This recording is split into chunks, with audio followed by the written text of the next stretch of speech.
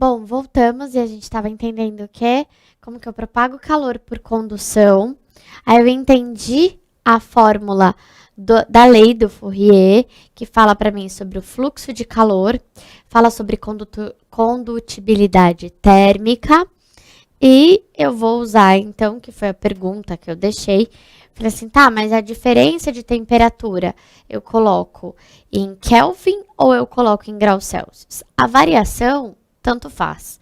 Mas se ele me der perguntando qual a temperatura final ou qual a temperatura inicial, pela fórmula vai sair em Kelvin. A área, metro ao quadrado, e a espessura, metro. Certo? Aí vem convecção. Bom, hoje estava um dia frio e a gente sabe que quando tá muito frio de manhã, tem neblina. E eu tava vindo pra cá e tava toda aquela neblina e eu falei assim, nossa, hoje tá parecendo assim que eu tô até na nuvem, né, de tanta neblina que tinha. E aí eu conversando com meu pai, eu virei para ele e falei assim, já vou dar o gancho para ir treinando a minha aula. Falei, pai, tá neblina assim? Porque em dias frios o ar fica mais denso e ele desce. E em dias quentes o ar fica mais quente e ele sobe. E é por isso que ocorre convecção. A convecção ocorre, se vocês olharem o desenho que eu coloquei, existe uma chama aquecendo embaixo e existe algo aqui circulando. O que está circulando? O quente, ele fica menos denso, ele tende a subir. O frio, ele é mais denso, ele tende a descer. Se a gente parar para pensar, isso explica muito bem por que o congelador da nossa geladeira é em cima. E quem teve a ideia de colocar o congelador embaixo na geladeira, muito provavelmente tem um gasto maior de energia. Bom, e o que é a convecção? Convecção é uma forma de transferência de calor que acontece somente em fluidos. O que são fluidos? Fluidos são líquidos, são gases, vapores, uma vez que a movimentação da partícula, diferentemente aquecida no interior do meio, não podendo ocorrer nos sólidos. Por quê? Acabei de mostrar pelo desenho, o sólido é algo fixo. O fluido é algo que eu consigo ter o movimento independente de eu precisar aquecer ao ponto de derreter. Sua causa é a mudança da densidade dos fluidos com a temperatura. Bom, e aqui eu coloquei um exemplo para vocês. Eu não havia pensado que hoje seria uma manhã tão fria, então eu pensei na praia. E isso acontece diariamente na praia. O que acontece? De dia, como a água, ela demora, sabe quando nós estudamos condutibilidade térmica? E nós vimos que existem materiais que conduzem melhor o calor e existem materiais que conduzem com maior dificuldade o calor. A areia, ela conduz fácil, rápido. Então, um pouco de sol já aquece a areia. Muito sol nem sempre aquece o mar. Então, tá vindo um ar frio da parte da água e o ar quente da areia tá subindo. Quando é de noite, o que acontece? A areia esfria rápido. Só que a água, do mesmo jeito que ela demorou para aquecer, ela demora para perder esse calor que ela recebeu. Então, à noite, passa a vir uma brisa mais quente, vinda do mar para praia, para areia. Porque a água está mais quente, que tende a subir, e o ar que está na areia está mais frio, então eles fazem isso, certo? Então, esse é o outro tipo de condução de calor, perdão, de propagação de calor, que condução é um tipo, convecção é outro tipo. Só para fechar uma coisa, eu falei em fluido, eu falei em gases, eu falei em líquidos, Eu não falei em vácuo novamente. Então, convecção também não ocorre no vácuo. Eu só consigo ter transferência de calor, propagação de calor nos fluidos, porque eles estão se movendo entre si, certo? E aí vem a explicação de quando a gente falou no comecinho da aula, que eu falei assim, ué, mas a gente sabe que o Sol nos aquece. Como que o Sol nos aquece? O Sol nos aquece por irradiação, através de ondas eletromagnéticas. Existem ondas eletromagnéticas, existem faixas, né? Faixas que aquecem mais, faixas que aquecem menos. E se a gente for pensar, qual que é a cor que nos remete ao calor? O vermelho. Então, quanto mais tender para o infravermelho, mais quente. E aí eu falo, o azul é frio. Então, quanto mais tender para o azul ou para o violeta, mais frio, certo? Aí eu coloquei para vocês sobre a irradiação. Corpos a qualquer temperatura possuem a propriedade de emitir ondas eletromagnéticas ou radiação. Isto é chamado de irradiação térmica. As características dessa radiação dependem da temperatura que o corpo se encontra, verificando-se que quanto maior a temperatura, maior a frequência e maior a intensidade de energia irradiada.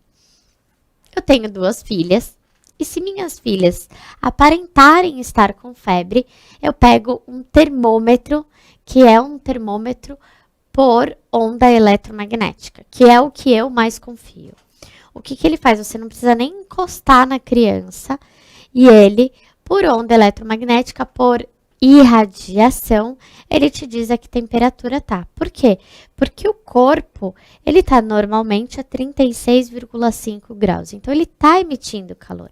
Eu tô emitindo calor, você tá emitindo calor.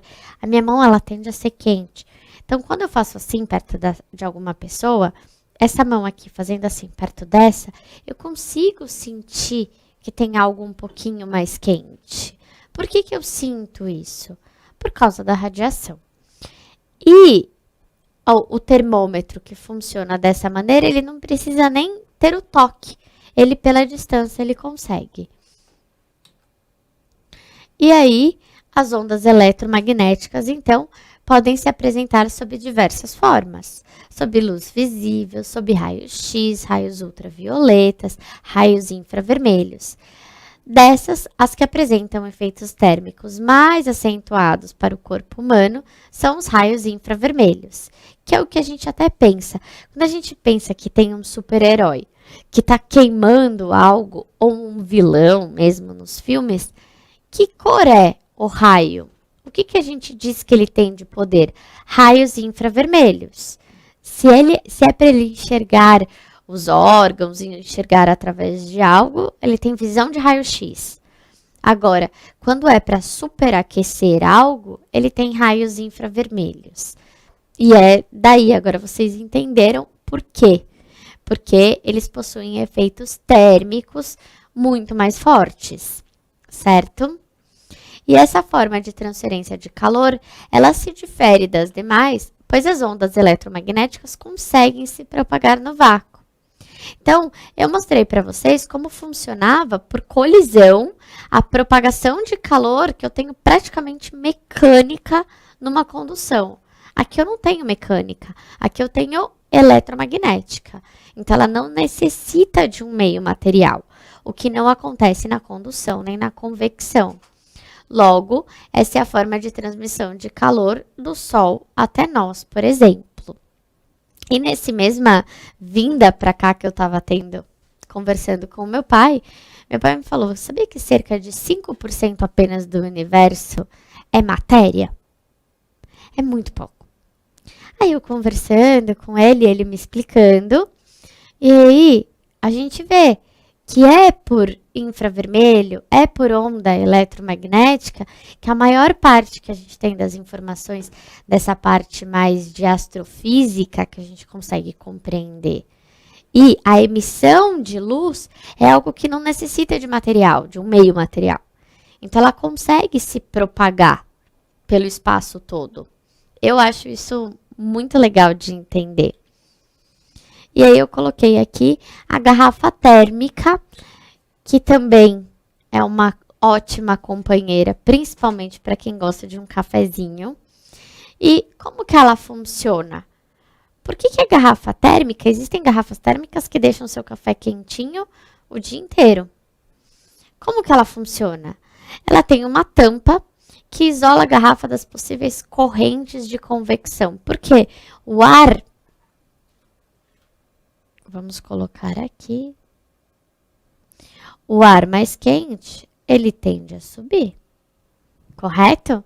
Então, ele vai escapar da garrafa se você não tampar.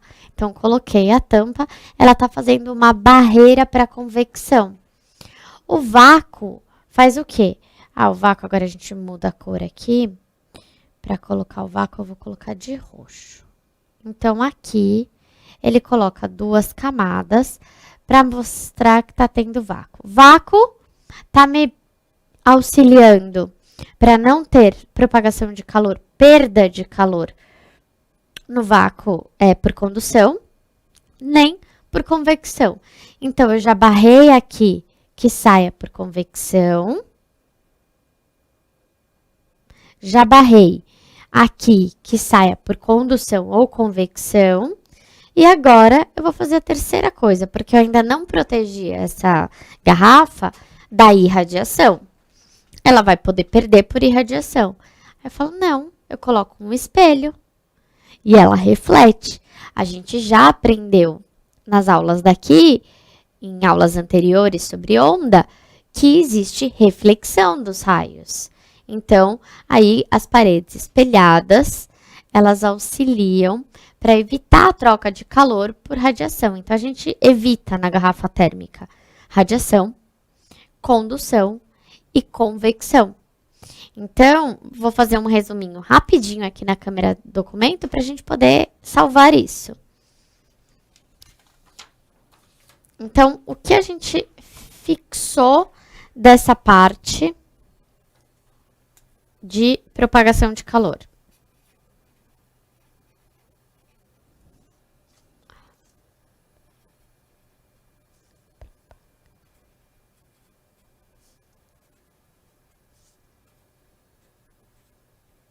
Eu posso propagar de 3 maneiras, certo? Eu posso propagar por condução. Eu posso propagar por convecção. E posso propagar por irradiação.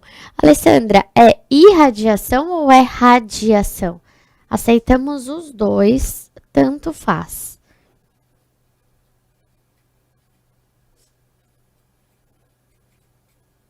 Ok. E aí, o que a gente tem que deixar salvo aqui? Condução. Excelente. Em sólidos. Necessita de meio material. Necessita de meio material. E tem tudo a ver com a parte mecânica, certo? Vamos pensar em colisões.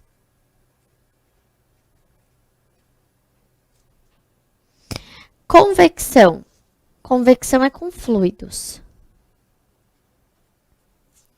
E se é com fluidos, o que é o muito importante? Eu já vou até fazer assim, ó, que daí a gente guarda. Tem tudo a ver com densidade. Certa vez me falaram assim, em caso ocorra de você estar num incêndio, você sempre vá para a parte de baixo, você sempre se abaixe, porque como o CO2, ele vai aquecer e vai vir para cima, que é da queima, e o oxigênio, ele é mais denso, ele vai para baixo. E aí, irradiação, que é a que ocorre por ondas eletromagnéticas